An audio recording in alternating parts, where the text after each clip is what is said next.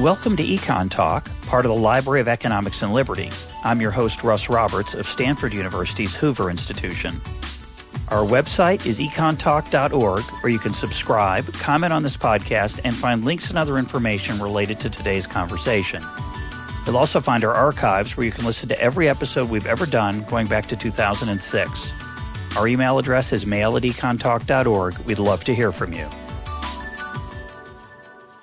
Today is October 7th, 2013, and my guest is Guillermo Calvo of Columbia University. He writes widely on international capital markets, debt, and many other issues related to macroeconomics. Guillermo, welcome to EconTalk. Oh, thank you very much. Our topic for today is a recent paper you've written titled Puzzling Over the Anatomy of Crises, Liquidity and the Veil of Finance. Now, there are many who argue that the current crisis is nothing new. The old models can explain the new world we find ourselves in, but your title suggests some uncertainty about what got us into this mess, and your focus is on the role of money in the financial sector. I want to start with the expression, money is a veil. What do economists mean when they say that? Well, that's a very deep concept, if you wish, that economists develop in order to show that money really does not add anything substantial to the economy beyond what the real sector can do for you. And that helped to, for example, explain the possibility that if you increase money supply, all that will happen is that prices will increase in the same proportion. So that helped to sort of put money in its place, if you wish. But that result is based on some assumptions that when you make them explicit, you realize that you are talking about a special case. So once again, coming back to the concept, the veil of money intends to convey the notion that money could or is essentially a veil, but it doesn't imply that in practice it will be a veil. And actually, the veil was removed by macroeconomists many years ago. I mean, when Keynes and other economists worked on this subject, and was shown that if there were some price or wage rigidities, the veil proposition will not hold, and money, not only when you increase it, will have an effect on prices, but it might have also an effect on output. On the real side of the economy, as opposed to the nominal side, for those who want to hear the jargon, the nominal side of the economy is just the level of prices. That shouldn't matter. In theory, it shouldn't matter at all. If everything is twice as high, if all prices are doubled and all incomes are doubled, in theory, then money is what economists call neutral. Doesn't have any real impact on how much I can produce, what I do with my my income, et cetera. But obviously, that requires, as you say, some special assumptions about expectations and knowledge about what's going on. Now, as you point out, the economists over the last 70 or 80 years and across the board across the political spectrum, across the ideological spectrum, have worried about whether money has real impacts. Still lots of disagreement about that. But what you focus on, which is related, which I think echoes what David Laidler said in a recent episode of EconTalk, that we kind of treat monetary policy. We've come to understand that monetary policy is important, but we seem to suggest in our models and sometimes in our policies that monetary policy is somehow independent of the financial sector, which is a rather extraordinary idea. And you describe it as finance is a veil, that, what the exact structure of the banking system, the financial sector, it's not so important. It's just the Fed does its thing. But as you point out, we really should question that assumption. Right. And it's amazing that the assumption has been kept for so many years, for the entire 20th century, in the U.S. and in advanced economies. The assumption became less tenable in an obvious way to analysts for emerging markets, because emerging markets started to have the kinds of crises that we have now in developed countries around the 1990s. 1995 was actually the first so-called tequila crisis in Mexico. But those crises economists thought that did not apply, if you wish, to the U.S., Europe, and other countries like that. So in our models, we kept the models used in advanced economies and in all central banks. The assumption is that there is a sharp difference between money and the financial sector, and that the financial sector will take care of itself. That actually monetary policy had essentially nothing to do with the borrowing and lending that goes on in financial markets, and that the best that we can do is to let the market work, and for that sector to equilibrate without the intervention of government. So, from a formal point of view, what we did was to not focus at all on the role of finance or financial disarray or dysfunctionality, those sort of things, which for some analysts, a microeconomist specialized in banking, those people paid attention to those things, but macroeconomists sort of left them out because macroeconomics is already a very complicated subject, right? And they felt it's too hard already. Yeah, right. Let's leave that out. If it doesn't bother us, let's not bring it in. Yeah, and some of that, and we'll talk about this, I think, generally is throughout the conversation, but some of that is just specialization. There are people who are so-called finance economists. They didn't know much about macro, and macroeconomists didn't know much about finance. And a lot of the time, that was fairly harmless. It didn't seem to matter so much any more than a macroeconomist would be an expert, say, on, the high-tech sector. Well, sometimes it's important. It's part of the economy, but you don't have to be a health economist to do macro. But it may turn out you need to be a financial economist to do macro. Exactly. And perhaps one explanation why macroeconomists felt comfortable leaving out the financial sector is that for a macroeconomist, a problem deserves attention if it is a macro problem or a systemic problem. But micro problems, and there are micro problems all the time. Some banks go under. There is a crook out there in the system. Those things are important from the point of view of a microeconomist, but the macroeconomist could live very well without paying much attention to those things unless they become systemic. And I think the big difference in the present crisis is that we have a systemic financial problem. Yeah, I like to make a contrast of the current mess with the so-called tech bubble. When internet stocks went very high, a lot of capital flowed into the internet.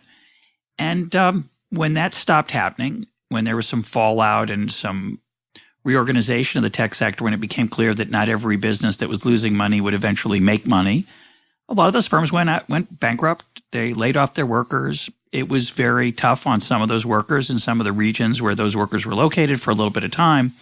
But the macroeconomic effects were fairly mild. That was not true in 2007 and 2008 when the financial sector exploded, or at least it doesn't seem to be true. Exactly. No, and that's very interesting what you're saying, because the tech bubble kind of reassured macroeconomists that there was no need for them to be paying too much attention to the financial sector because they knew how to take care of themselves and did not complicate the rest of the economy. So it came as a surprise what happened in 2008.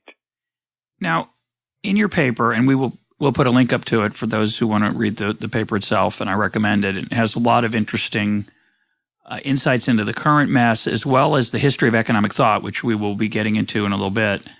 But in your paper, you talk about what you call a sudden stop.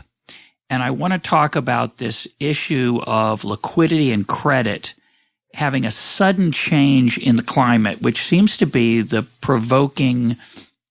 instigating problem that leads to a cascade of other problems. What do you think happened in this last crisis, just in terms of the logistics? What went wrong that caused the sequence of problems? Well, in a nutshell, I see the crisis as being triggered by a liquidity crunch, and we can talk about it. Yeah, talk about what that means. Yeah, but let me draw the implications from that I will elaborate on too. Go ahead. And that is that liquidity crunch brings, given the characteristics of the financial instruments that were hit by the liquidity crunch, that had an impact on the credit market and brought about what I call a sudden stop. Now, the liquidity crunch is a phenomenon that should not surprise us at all, because we know that liquidity is something that is very difficult to define. But everybody knows what a liquid asset is, something that you can sell easily in the market, that you can find a counterpart someplace in the market to sell it in a short period of time. So the standard financial instruments like bonds and stocks and so on, for which this is a very fluid market, you can sell them almost instantly. So those things are liquid. But the liquidity depends on other people thinking that the instrument is liquid. It's like with paper money. Paper money is accepted not because it has any value in itself, but because the one who takes the paper money thinks that he will find another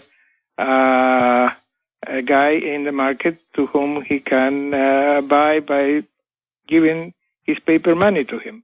But if for some reason somebody says that paper money is not accepted anymore, then it loses completely its value, because it's not like a glass of milk. You cannot eat it. You cannot. Very few things you can do with paper money. So, but if that characteristic translates or also affects any asset that is endowed with liquidity. And something that happened prior to this crisis is that financial innovation generated assets that turn out to be very liquid. And one prominent example is mortgage-backed securities. Prior to the invention of that instrument, mortgages was a loan that banks held in their balance sheets. So they lent $100,000 to somebody, and they had to wait until that person paid back, say, in the next 15 years or so. Now, mortgage-backed securities is a very clever device by which the banks put all of those mortgages under a bond, and the bond is traded in the capital market. So what that does is to make your mortgage more liquid, because now before the invention of this instrument, it was very hard to sell a mortgage, a single mortgage in the market, because the buyer had to know all the characteristics of the mortgage holder. But after you put those mortgages, lots and lots of mortgages, under the umbrella of a bond, it becomes much easier to sell, because not every borrower is the same, but statistically you have a fairly good idea of the percentage of people that pay, etc. So you have something that delivers a flow of income which is predictable, highly predictable, and does not imply that you have to know any one of the the characteristics of any one of the mortgages. So you create an asset that is much more liquid and it yields a return. So it's more attractive than money. So if I may skip ahead, I think the problem with that, it is a brilliant idea. The problem is that people bought the banks, held those using an enormous amount of borrowed money rather than equity. Is that correct? Exactly. Yeah. So explain how that went wrong when things fell apart. Yeah, that you see what I was saying. You see, it led to the view that if you put lots and lots of mortgages under a bond, the bond will look very much like money. But now it's a money that yields a positive rate of return, which is what each of is the sum of the mortgage payments included in the bond. So it's more attractive. Is denominated in terms of money, and so the banks, what they did, the shadow banks in particular, held those bonds in their assets and borrow against those bonds. Now, the lender or depositors to these shadow banks felt safe because they thought that those assets were highly liquid, that if for any reason they need to withdraw real money, no problem, the bank would be able to sell those assets right away. They have been very stable because we went through what in the U.S. we call the Great Moderation, so very little volatility in the market. So that encouraged the depositors to go into that. Now, we have, it's not the retail depositor. This was important, particularly relevant for big corporations, pension funds, and so on, that would not have the protection of FDIC, for example. So now they felt protected, even though they did not have FDIC, they felt protected by the liquidity of these assets held by banks. So what went wrong? Well, because liquidity is in the eye of the beholder. So if someday somebody says the emperor is naked, if people say somebody doubts, for example, suppose you say, okay, that's liquid, so individually you can sell your bonds, no problem. But if a substantive number of market players, for some reason, coordinate the expectations, they start to doubt. They think, wow, there are problems in the subprime market. Yeah, that's true. It's a small market, but here we have all of this huge stock of MBS, mortgage-backed securities, and other securities of the same nature. Maybe that would be infected by what's going on in the subprime market. Well, that's good enough to provoke what we call a run.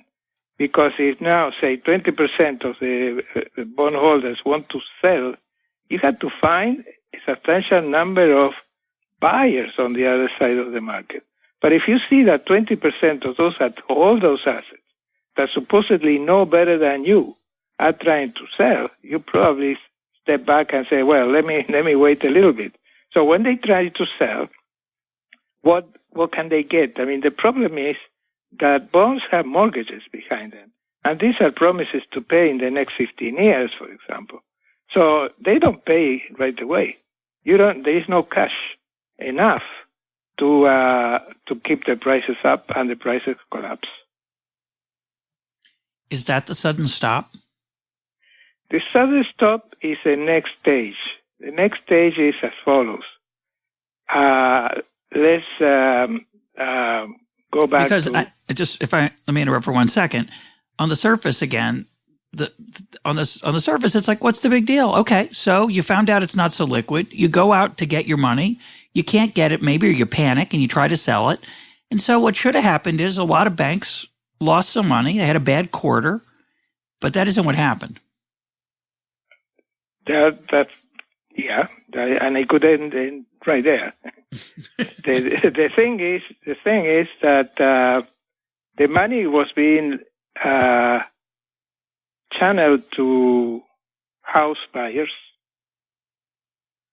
at a relatively cheap cost for the buyer. And I will explain why I said relatively. Because the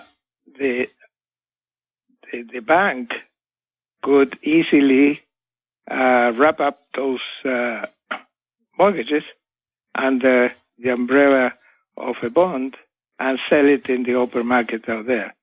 Now, when that channel sort of collapses momentarily, then you have to go back to lending directly to the house buyer. So the price or the interest rate that the house buyer faces now increases, and that's equivalent to a sudden stop in credit, which is what I call sudden stop. So that's how it happened. It happened because you are destroying a vehicle that was accepted to a large extent because it was liquid, but now the liquidity momentarily, at least, of the vehicle is destroyed because prices are falling by 50%, and everybody is very confused. So at least momentarily, everybody holds back and says, the potential savers hold back and say, hey, wait a second, I don't want to put my money in that bank anymore. I want to hold treasury bills. And that's what we call the liquidity trap, which is the other side of the sudden stop. Explain that. Yeah, because prior to that, people they were willing. Say, if you have an income of $1,000, you were willing to deposit $20 in a bank, and or in one of those shadow banks. Now the credibility, the reliability of shadow banks is shattered, and so the depositor keeps the money in his pocket or tries to buy treasury bills, so that you take the money away from the credit market, and that's how credit dries up immediately. So you're suggesting also that there's a flight to safety. People want very safe stuff. So safe stuff suddenly is in very high demand, which means the return on that safe stuff has to go down dramatically. And you're suggesting that's why interest rates are so low? Is that correct? Exactly. Okay. Exactly. That's precisely the idea. And that's why, even though the epicenter of the crisis is in the U.S., we've seen the demand for U.S. liquidity, dollars and dollar official assets, or liabilities rather, went up very sharply, and that's why interest rates went down. So why did all that spill over into areas outside the housing sector and outside the financial sector? Again, if you're naive, you might think, well, okay, so banks are going to have a bad year, or bad 2 years. The housing market's going to be hurt. There's going to be low prices for housing, which is great if you're in the market for a house, not so good if you have to move. What are the real, coming back to our original question of money being a veil or finance being a veil, why do we have to now pay attention to this? Why isn't that just, okay, so a bad time for these two sectors? Well, that's harder to explain in full because we don't know. The problem with the financial sector is it is like the nervous system. It touches every node of your body. So you don't know, once you have a credit crunch in a large sector, now you start to ask yourself how reliable and how creditworthy are other potential borrowers, because there are interactions between the housing sector, construction, and other sectors of the economy. So if construction has to go down, I mean output will go down, then there will be unemployment. Then the demand for the stuff that you use for construction will go down, etc. And besides, in addition, just to focus on the financial sector, as anybody knows, I mean, trade, there's a lot of trade credit. Sometimes it's called inter-firm or inter-enterprise credit going on. And the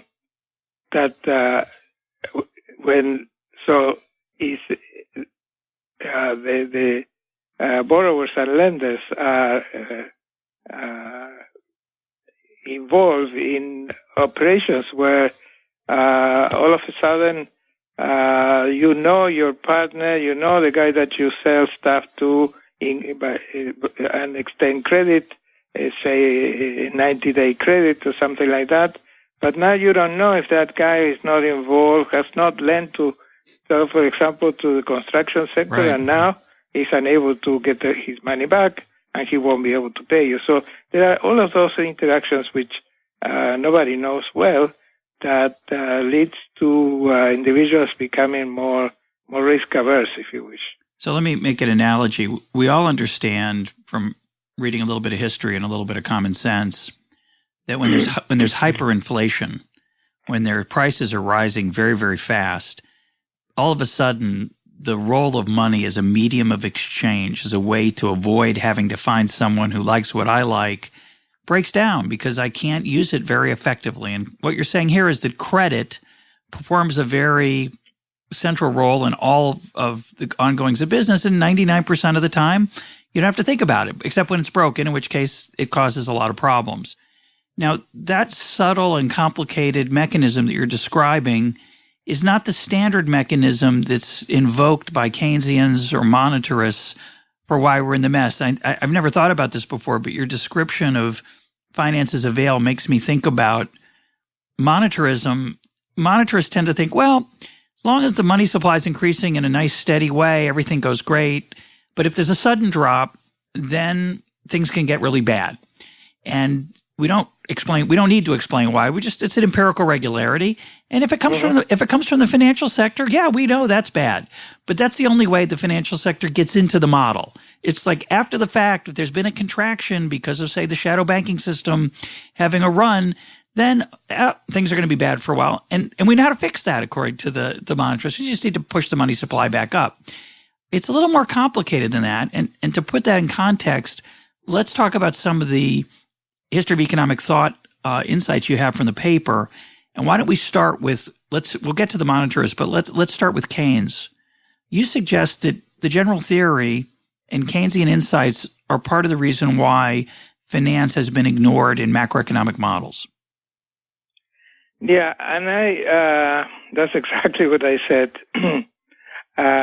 But I'm not prepared to accuse Keynes of leaving out the financial sector himself of the picture, because he had a much wider, his analysis had a much wider scope than that. But I think what happened is that he was trying to convince his peers that some of the points that or some of his insights were relevant. So he played very much by the rules of economics at the time. And so his analysis, as you know, hinges upon one basic rigidity, weight rigidity in particular. He's concerned about that. And but he just focuses on that rigidity, and then the rest is very classical, if you wish. And one of the characteristics of the classical model is that markets work very, very well. But then the popularizers of Keynes, particularly Hicks' model that became very, very popular and economists call the Islm Model, builds upon that, and that became very, very popular.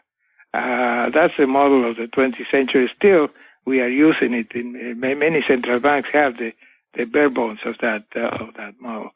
So I think that's how it happened. And since we didn't have a crisis like that in the 1930s until now, that seemed to work. When you mentioned the ISLM model, I'm sure that the economics majors in my audience gave a quiet groan. Besides being used by central banks, it's also used frequently by teachers of macroeconomics for complicated exam questions. The question is it an effective way of capturing the problems and policy solutions out in the real world? And if you look at the current mess, how do you think it's done? There are defenders of it who say, see, this proves that Keynes was right, that we're in a liquidity trap, for example, so monetary policy is ineffective. They say the stimulus and fiscal policy is very effective. It wasn't big enough. How do you think the Keynesian outlook, not Keynes, I agree with you. I think he was a subtler thinker than some of his followers and those givers of exams and some of those central banks. But how has Keynesianism fared in the current crisis? Yeah, no, the fact that the ISLM model gives you unemployment and gives you a role for money and a role for fiscal policy doesn't imply that that's a useful insight. You can agree. You can agree with some of the building blocks of the Keynesian model, but not necessarily with its policies. There is a big leap of faith to go from this little model to say that what you had to do is substantially increase government expenditure to get out of this mess. No, my reaction to this is, let's take all of these building blocks, some of which are rigidities that we have to live with, so let's not forget about those, but let's bring in something that we have left out and is now very central, and that is the financial sector. Let's try to understand what's going on and what are the policies that should help to solve the financial problem. So it sounds very strange when you realize that the main factor behind the current crisis lies in the financial sector, to say that the solution should then be an increase in government expenditure. It's a big jump there. Maybe that's a solution because we don't find anything better than that. But before we do that, we should pay much more attention to how to fix the financial sector as such. And that's a little bit how I think about this. It's not easy, but I think we should focus on that. Well, I think what's powerful about the Keynesian model, and may be correct, I'm a skeptic, but it could be correct, is that it kind of cuts through the diagnosis problem and simplifies it. Instead of saying, well, the sickness was in the financial sector, so we have to fix the financial sector, they say, well, when the financial sector gets sick or whatever caused the problem, we don't have to worry about that. We just have to increase aggregate demand. So spending does that. Monetary policy can do it. So we have this sort of magic cure that works for all diseases, but it sort of comes on the scene after the fact. It doesn't say, and no good economic model right now I think is very good at diagnosis in ex ante, right? It's an ex post story. It says, okay, things went wrong, but we can fix it. We have this magic pill. It's called aggregate demand. Yeah, no, that's a very good point. Let me emphasize something. Keynes theory applies to issues that you have to face after a crisis. Keynes does not have a good theory. In fact, his theory is very, very poor about how the crisis comes about. The only thing he mentions in the book is animal spirits. Which is a euphemism for I don't know. Exactly. And besides, it's not very clever either, because in macro, as we said before, I mean, for something to be relevant, it has to be macro, therefore systemic. So to say that we are in this mess because of animal spirits, what you're saying is not only that there is something like that, and everybody may agree that there is something like that going on, and there are some microeconomists are playing with ideas of that sort. I don't disagree with that. But the other thing is to say that Monday morning, all of a sudden, we all decided that the investment in housing was a bad idea, and we have a housing crisis right on your doorstep. That is what a good theory should explain. And to say that it is animal spirits, I mean, what is behind that coordination that took place? So coming back to what I was saying about the reason for the crisis, reasons are not deeply discussed in the general theory. And then there is this little model that comes out where, as you said, we have this magic pill that may work. At least it works in the model, but it's very far from. It's kind of strange. It's like going to your doctor, and he says, "You said I have a chest pain," and he says, "Oh, that's animal spirits. Let me give you, I don't know, a glass of water." You probably feel better with a glass of water for the next few minutes, and then you die because he doesn't know what happened to you. So that's what I'm afraid of. That listen, I see many economists, Keynesian economists, and a la Krugman, for example, insisting that this is the right pill, when actually we have not tried that pill. We tried that pill in the Second World War, and I was looking at some numbers, and government deficit increased by, I don't know, 100%, something like that. I mean, it was not a deficit, expenditure doubled on average, during the war years. Now, that's unthinkable now. Maybe it worked, but from a political point of view, it's just completely unthinkable. Well, at the same time, my skepticism is, and we've had Robert Higgs on this program to talk about it, the real economy didn't do so well during World War II. Measured GDP went up. It was not a time of prosperity.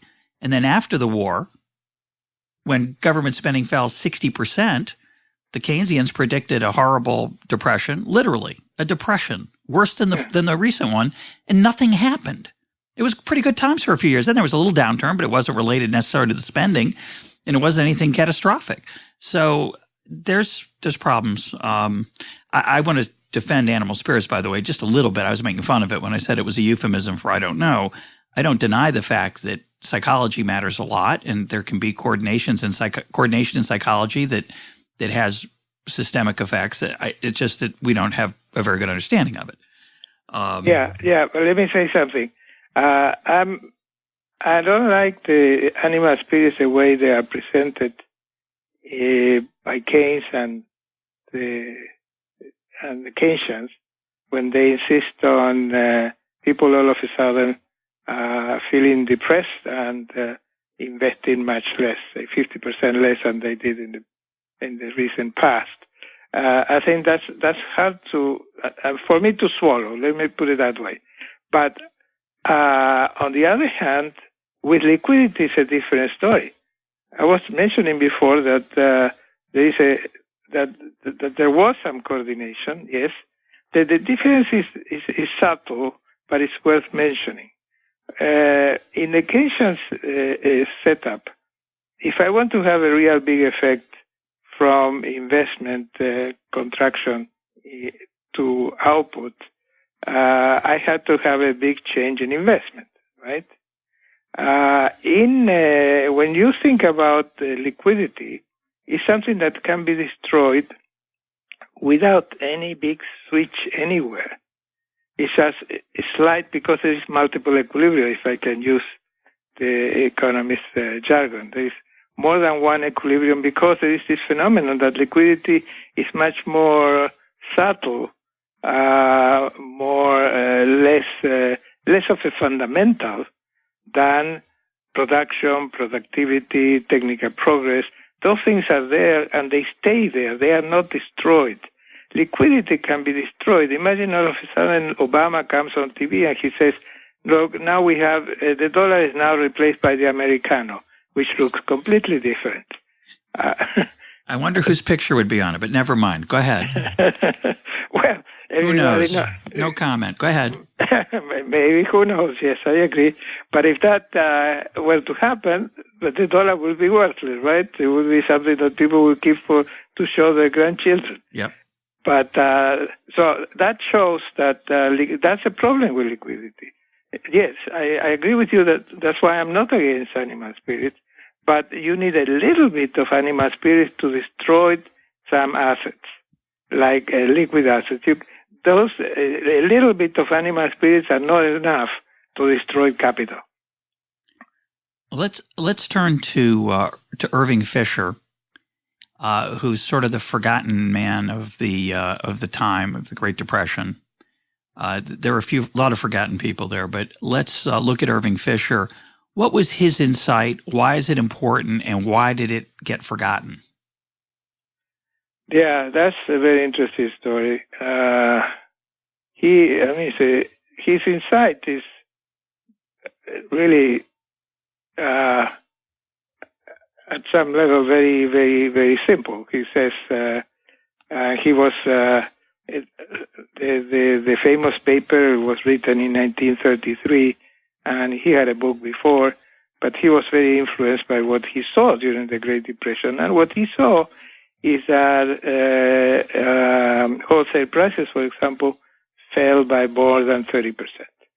So if you have a corporation and you borrow money and at say 5%, and after the depression or because of the Great Depression, the price of your output falls by 30%. All of a sudden, the real burden for you has increased tremendously because you were the burden of your loan. Of your loan, in terms of your output, in terms of your income. So what he points out that when prices fall precipitously, like it happened in 1930s, that increases the real value of the debt and may make some debts not payable and lead to bankruptcies. And once you have bankruptcies, it's the stuff that we were discussing before. Since we are all in this mess together, it's very hard to know what happens, and there is a generalized flight to safety. And then you have the liquidity trap and so on and so forth. So his insight was that it was based on a rigidity, another type of rigidity. And the rigidity is that many loans in practice, even today, are what economists call non-state contingent, nominal loans, very simple loans. You get a loan at 10%, independently of how well you do, or independently of whether it rains or snows or whatever. So you don't make your loan contingent, especially, say, for housing.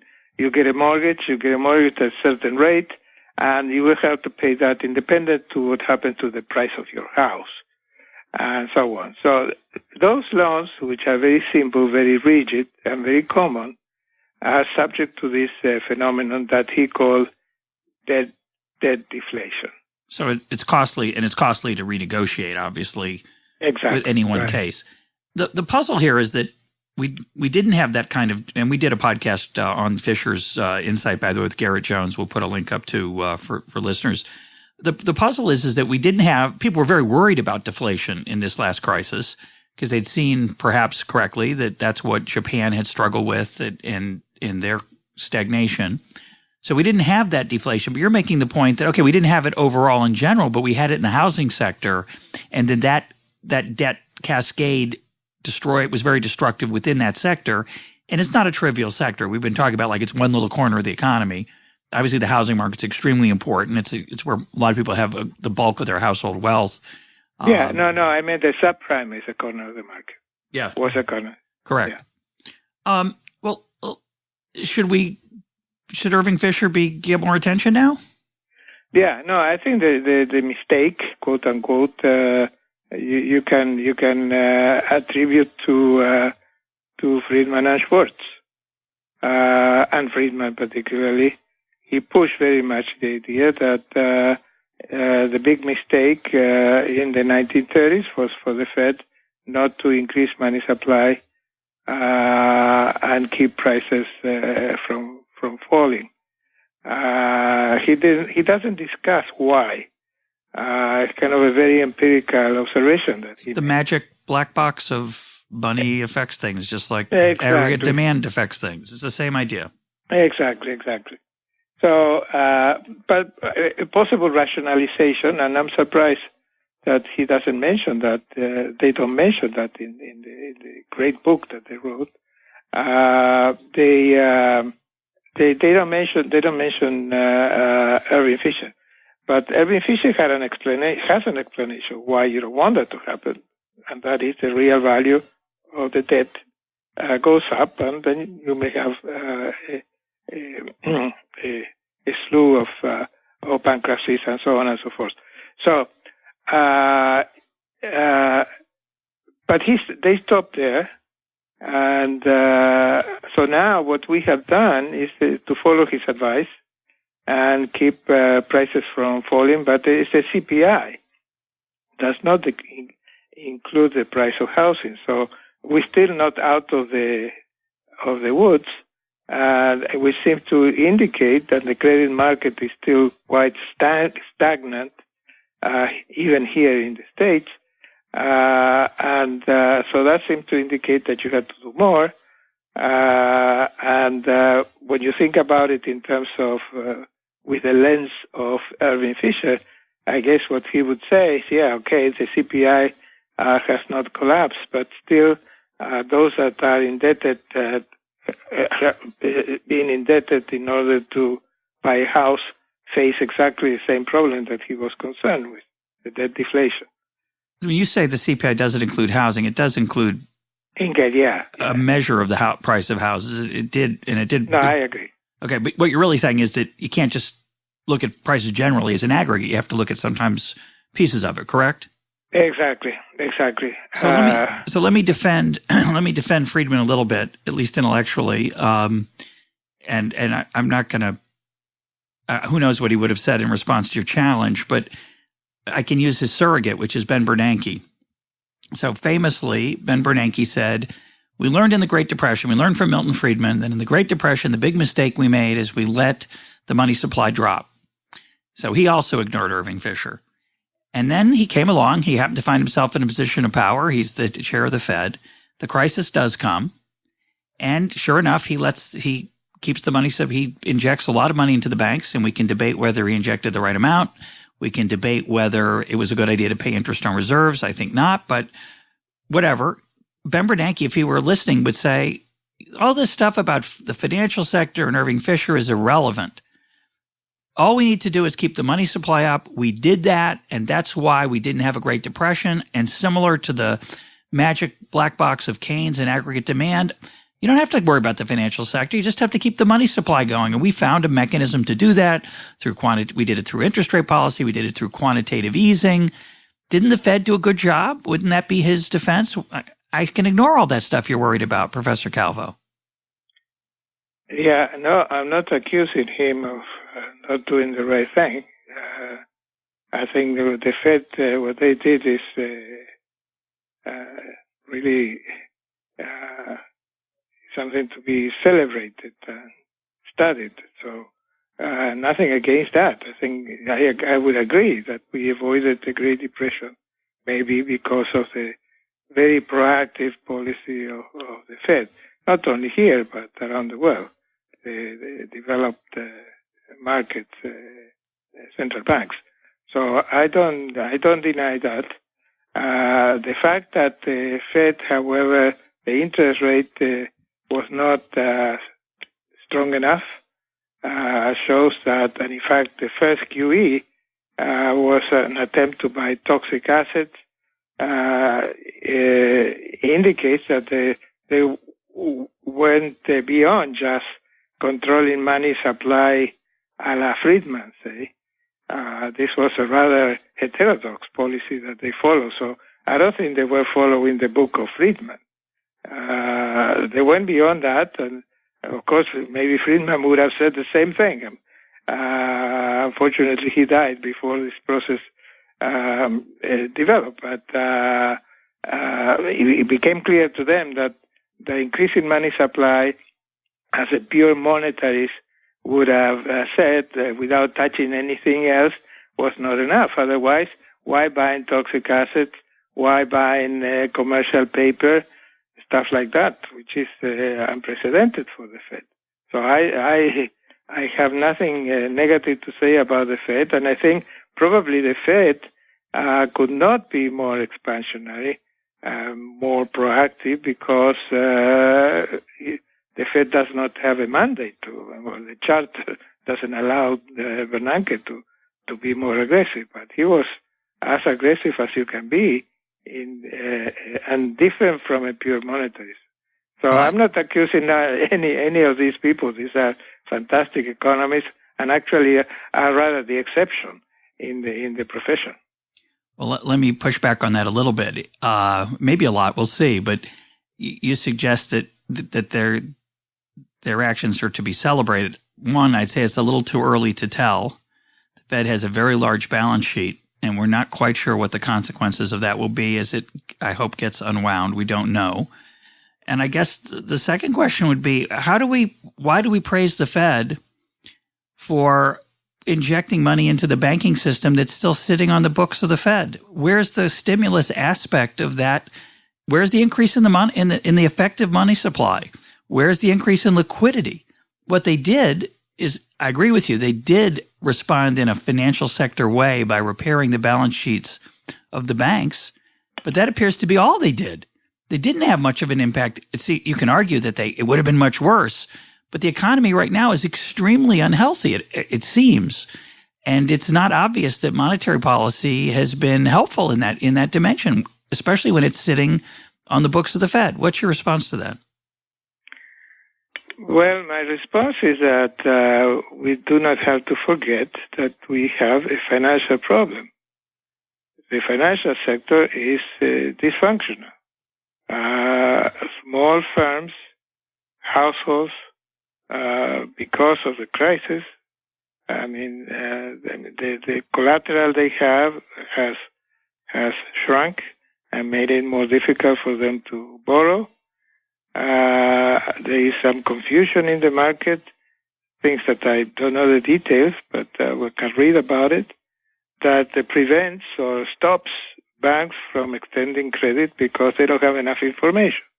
So that's a very difficult issue that is very unlikely that you'll be able to solve from the Fed unless you follow much more macro policy that the Fed is not entitled to pursue. So I agree with you that we are still in the middle of a crisis and coming out of it very slowly. No doubt about it. But my only point is that the Fed, they probably did as much as they can. But however, I would make a point, though, more a conjecture than anything else about interest rate policy. I'm not so much concerned about the amount of liquidity that is being put out and is in the hands of the banks, as you said. But the fact that the Fed and the central banks, they follow the standard practice of using the interest rate as an instrument. So they use the interest rate until it hits zero. And then, since that was not enough, they started the QE process. Now, I'm a little concerned. It's not obvious that you should let the interest rate go down to zero before you use QE. Because QE, I call it defragmentation policy. It's a policy to try to open up, in my mind, open up the credit channel. And the fact that interest rate went down to zero and still you didn't see enough reaction in the market is an indication that the interest rate controlled by the Fed has very little impact on the credit market, which is quite clear. The credit market was broken in the private sector, and all you do by lowering interest rate is to lend in cheaper lowering the cost of borrowing for the official sector, but not for the household or the small firm sector.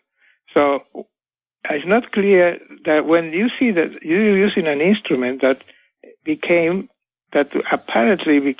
was obviously ineffective. But instead of stopping and saying we have to do something else, we kept lowering that interest rate. Now, what is my concern? My concern is by lowering the interest rate on very liquid assets, you may be giving incentives for the system for investors to go out and in search of other liquid assets different from the U.S. Liabilities. And that may have encouraged the flow of funds that went into emerging markets, for example, and that now, in my view, has perhaps increased the vulnerability of emerging markets, something that we saw recently by the failed tapering experiment that they didn't take effect, but had a very big impact on countries that until then had received funds, which I believe, in my mind, they are very much motivated by a search for yield and liquidity at the same time. But once they feel that the markets feel that there's a threat that interest rates in the U.S. will go up, or there's some tightening in liquidity in the U.S., the funds fly back immediately. And then you have, in emerging markets, the phenomena that we discussed a moment ago, a liquidity crunch, and after that, a sudden stop, is something that those countries have experienced in the past. Yeah, well, that's a very deep thought, and obviously we don't know if it's true, but it reminds me, and I think it should remind all of us, how complicated this world is. You allude to it in your paper, the complexity of the world, and of course, central bankers have to pretend that everything's under control. They know exactly what they're doing. Yeah. Before we're out of time, your paper is very complimentary to the Austrian economists Mises and Hayek. As far as I know, you don't have a past academic history as an Austrian economist. Those who are Austrian economists tend to like Mises and Hayek. Those who aren't Austrians tend to ignore them. So I was rather struck by the fact that you said we have something to learn from the Austrian business cycle of the 20s and 30s of Mises and Hayek. So talk about why their insights are potentially very important today. Yeah, first of all, why I ignore Hayek and from Mises, and the reason is that that you don't see their names mentioned in standard macroeconomics courses in the best universities in the U.S. There are exceptions, of course, but in most those authors are not read, and so that's not an excuse for being ignorant about it. But I declare myself ignorant before I started to think about the things, about these factors, these observations of the Austrian school. Now, in this paper, which as you mentioned, the title of the paper is Puzzling on this crisis, on the anatomy of this crisis, I'm still puzzling. So in the process of puzzling about it, I went back and read these guys, and I was impressed by the fact that these guys were very well aware that this, for example, credit booms could foster a credit bust and so on. And these two authors in particular, they were very forceful about making those cases, and I think Hayek is the most subtle of the two for my taste. So we have ignored them. Partly, I think, also, I mean, I'm declaring myself at fault, but on the other hand, they were not easy to read. They're not the best stylists, especially Hayek's work. Hayek, it's right. very difficult to read. Yeah, I'm with you there. Very difficult. And I was reading that Milton Friedman said once that his theory was incomplete. And maybe it was. I mean, he intended to write. You probably know much better than me to continue writing on some of the topics, but the way the theory has been we have inherited. They have very good insights, which are very relevant from a empirical point of view, but on the other hand, they fail to develop a theory that is comparable to the other theories that have been developed in the 20th century. So it seems more like a statement than an elaboration where you come from assumptions into theorems. They didn't write that way. We have become much more mathematical in the economics profession, which is good on the one hand, but on the other hand, it's bad because you miss some very deep insights from people like Hayek and von Mises. So that's my explanation. Let A be animal spirits is not really a mathematical solution. Would you say that also about Hyman Minsky? Do you think we need to pay more attention to Minsky? Yeah, another guy who is difficult to read. He's fighting. He was. I'm surprised how unsuccessful he was, even to persuade somebody like Jim Tobin. Jim Tobin has a review of his famous book, his latest book, and he's quite negative. And I was surprised because Tobin was one of the few that brought into the picture different liquid assets and so on. But it's difficult. I think, I mean, the lesson is that simple models carry the day, and the danger is that precisely simple models carry the day. So the Islm was so powerful, perhaps because it was very simple, but it was too simple. Well, to quote your paper, you have a sentence in there I loved. It says, "One has to realize that it is very hard to see beyond conventional models because reality is immensely complex." And I think if I can just put a plug in for Hayek's Nobel Prize address, The Pretense of Knowledge, what he was really saying, and I think the reason he didn't do more in this area is I think he found it too hard. And your paper has some very interesting things. People who are professional economists, I think, listening and students will enjoy talking about these issues of how do you preserve rationality or some of the basic assumptions of economics within the context of, say, herd behavior, coordination. There's a lot of interesting methodological challenges that you're interested in taking up. And on that note, let's close with your thoughts on where macroeconomics is headed. So Guillermo Calvo is reading Hayek and Mises and Minsky, and that's great. But you're a little bit alone. You're not totally alone. But it's quiet. It's not a big group that's with you. And many first-rate economists. I've read a lot of this literature, how people respond to the crisis. I'll just say, well, my model was right before, and it's still right. This is nothing unusual. There's nothing different here. It's just a standard application of what I've been saying all along. Do you think that viewpoint is going to persist, or do you think we're in for some more fundamental changes in macroeconomics that might appear right now? I'm very concerned about that because not only many of our older colleagues think that way, and that's natural. Absolutely. Right? We all have to. You have to dance. Difficult. You have to dance with the one you came with. People are loyal. That's right. Right, and thinking is costly. I don't want to disparage anyone, but the thing is that, and some of them can be right?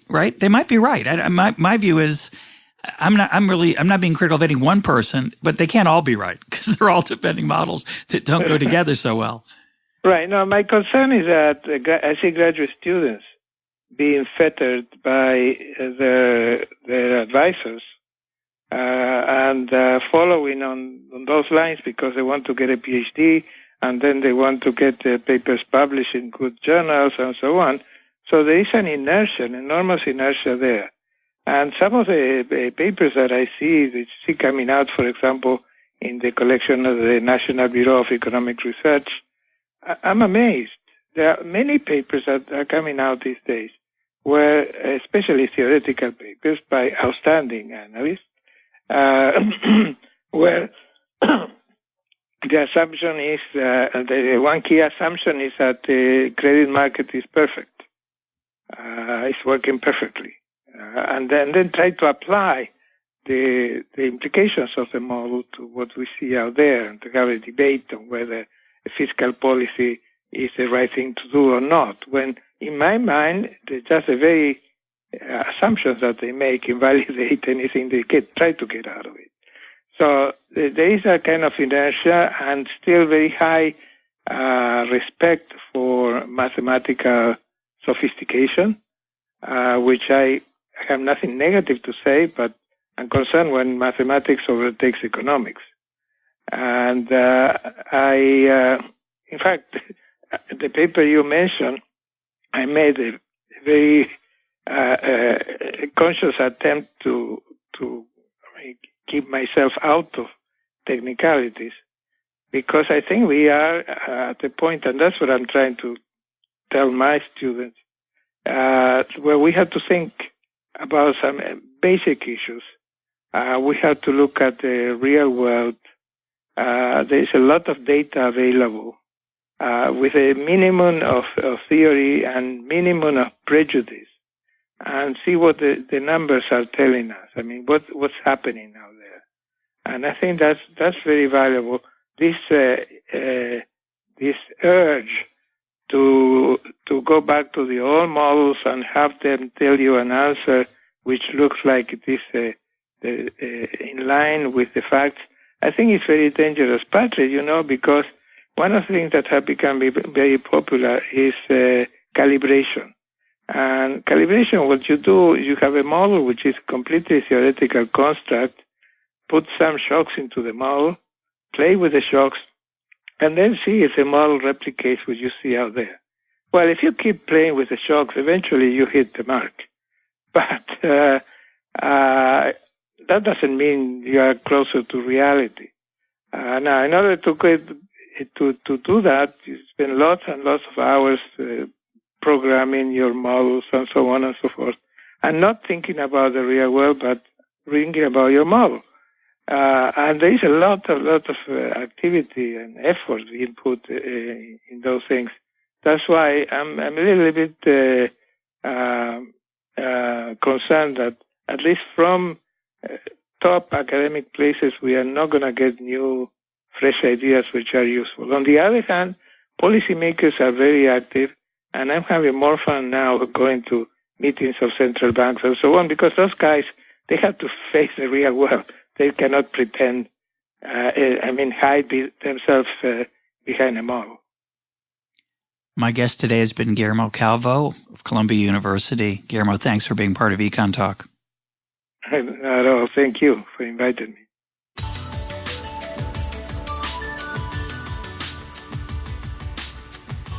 This is EconTalk, part of the Library of Economics and Liberty. For more EconTalk, go to econtalk.org, where you can also comment on today's podcast and find links and readings related to today's conversation. The sound engineer for EconTalk is Rich Goyette. I'm your host, Russ Roberts. Thanks for listening. Talk to you on Monday.